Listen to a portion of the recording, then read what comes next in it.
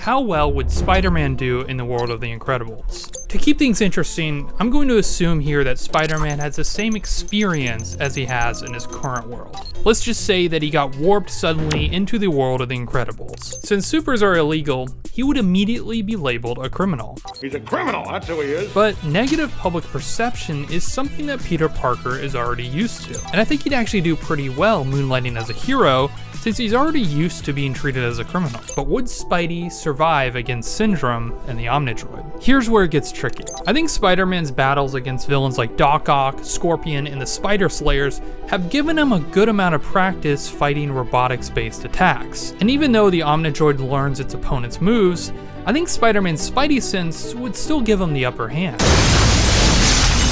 What I'm less sure about is Syndrome. I think Spider-Man would have to be strategic when fighting Syndrome. The best attacks against Syndrome would be ranged attacks, because once he gets you in his 0 point energy, you're kinda done for. So Spidey would have to cut the banter in this battle and get straight to the point. He would have to immediately web up Syndrome's gloves in order to have a chance of defeating him. The other major factor is battle location. If it's in the jungles of Nomanicin Island, Syndrome could just fly above the treetops and Spider-Man would have nothing to swing from in order to catch him. I think Spidey has a much better chance if the battle takes place in a city. But overall, I think Spider-Man would actually thrive in the world of The Incredibles. He's already used to being treated like a criminal, he'd be a good match for the Omnidroid, and he'd probably be able to save people with less collateral damage than heroes like Mr. Incredible. What do you think?